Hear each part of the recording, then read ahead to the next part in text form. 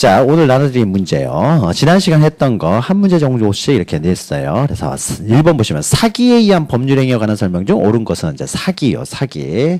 자, 사기 강박에 대한 의사표시는 취소할 수가 있었죠. 자, 1번 보시면 표의자가 상대방의 기망행위로 인해 법률행위 동기에 관한 착오를 일으키는 경우. 자, 사기가 있게 되면은 항상 착오를 일으키게 된다는 거죠. 사기를 했는데 내가 착오를 일으키지 않았으면 이건 사기에 있는 의사표시가 안 됩니다. 그래서 항상 착오를 유발을 시킨다는 거죠. 일으키게 돼요. 따라서 이때 착오는 동기의 착오를 의미한다고 그랬죠. 따라서 기망행위, 사기가 있게 되면 동기의 착오는 항상 경합하게 된다는 거죠. 그래서 1번 법률행위 동기에 관한 착오를 일으키는 경우에는 사기로 인하여 그 법률행위를 취소할 수도 있고 동기의 착오를 이유로 취소할 수도 있고 이건 양자가 경합합니다. 그러나 예, 사기의 의사표시와 표시상의 착오는 경합할 수가 없다고 그랬죠. 사기는 항상 의사표시가 일치하는 경우고 표시상의 착오는 의사표시가 불일치한 경우이기 때문에 양립할 수가 없어요. 따라서 기망행위에 의해서 표시상 착오가 발생했을 경우에는 표시상 착오를 이유로만 취소할 수 있지 사기를 이유로 취소하지 못합니다. 그러나 동기의 착오나 사기에 의한 의사표시는 모두 의사표시가 일치하기 때문에 동기의 착오를 이유로도 또는 사기를 이유로도 취소할 수가 있다라고 했고요. 자, 2번 매도인의 피용자, 그러니까 고용된 사람이죠. 피용자가 기망행위를 하여 계약이 체결된 경우 매수인은 매도인이 피용자의 기망행위를 과실 없이 알지 못한 경우에도 사기를 이유로 매매계약을 취소할 수가 있다라고 했는데, 자, 매도인 매수인이 있으면 갑이 매도인이고 을이 매수인인데 갑의 피용자, 매도인의 피용자니까는 갑의 피용자 A라는 사람이 기망행위를 해가지고 계약을 체결했다는 거죠. 요 계약을 했어요. 자, 그러면 이것은 제3자 사기 강박이 되는 거죠. 그래서 단순한 피용자는 제3자 사기 강박이 된다라고 했어요. 그래서 이렇게 하는 게 낫겠죠. 제3자 사기 강박은 이렇게. 그래서 A의 피용자 A라는 사람이 을을 사기 강박에서 매매 계약이 이루어졌다라고 했을 때는 제3자 사기 강박의 경우에는 그 상대방이 알았거나 알 수 있었을 경우만 취소할 수 있다는 거죠. 그래서 상대방에 의해서 사기 강박이 이루어졌을 경우에는 직접적으로 취소할 수 있지만 제3자에 의한 사기 강박에서 법률행위가 이루어졌을 때는 이 사람도 보호해야 되기 때문에 상대방이 악의 과실이 있는 경우만 취소할 수 있어요. 다만 이게 때 A라는 사람이 갑의 피용자가 아니라 갑의 대리인이었을 경우에 이렇게 대리 관계가 있었다라고 했을 경우에는 그 대리인의 사기 강박에 대해서는 본인이 사기 강박을 한 것과 동일하게 취급해가지고 갑이 알던 모르던 무조건적으로 취소할 수 있다.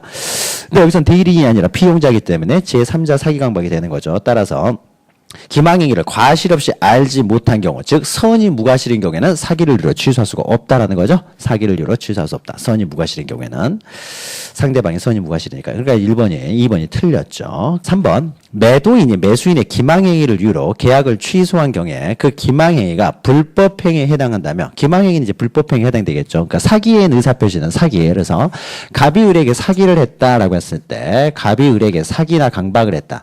사기 강박은 이제 불법행위가 되는 거죠. 유법행위가 되기 때문에 을은 사기 강박을 이유로 취소할 수도 있고요. 사기 강박을 이유로 취소하지 않고 불법행위로 손해배상을 청구할 수도 있다라는 거죠. 그래서 취소를 하게 되면 부당이득 반환 청구를 하면 되는 것이고 취소하지 않고 불법행위 손해배상을 청구할 수도 있는 거죠.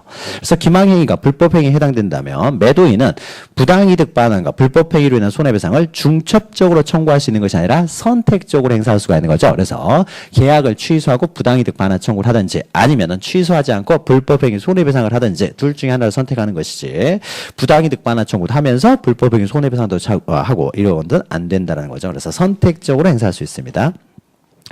4번 매도인이 사기를 이유로 매매계약, 토지 매매계약을 취소한 후에 제3자가 취소의 사실을 모르고 매수인으로부터 그 토지의 소유권을 취득하였다면 자 사기 강박을 해가지고요 을 앞으로 등기가 됐습니다. 등기가 된 상태에서 을로부터 병이라는 사람이 다시 소유권을 넘겨받았다. 그러면은 이 사람이 선이었을 경우에 선이 제3자 보호규정에 의해서 병이라는 사람 보호되죠. 그럼 이때 선이의 병이라는 것은 취소 전에 갑이 을에게 사기 강박을 이유로 취소하기 전에 선의의 제3자인 경우도 보호되지만 취소한 이후에 선의의 제3자라고 하더라도 보호된다고 했죠. 그래서 취소를 했다라고 하더라도 아직 등기가 을 앞으로 남아 있었을 경우에는 병은 등기만 보고 사기 때문에 취소 사실을 몰랐던 선의의 제3자도 보호된다. 그래서 이때 선의의 제3자가 보호되는 것은 취소 전이건 후건 상관없이 보호된다라는 거죠. 그래서 취소의 사실을 모르고 매수인으로부터 그 토지의 소유권을 취득하였다라고 했으니까 선의의 제3자가 되는 거죠. 취소한 이후에 선의의 제3 제3자라고 하더라도 보호받는다는 거죠. 그래서 제3자는 보호받지 못한다라고 했으니까 틀린 것이 되는 거죠. 시험 문제는 그냥 읽어보면 어떻게 돼요? 다 맞는 말 같죠? 상식적으로 보면 다 맞는 말처럼 보입니다. 그러니까 정확히 알아야 문제를 풀 수 있어요.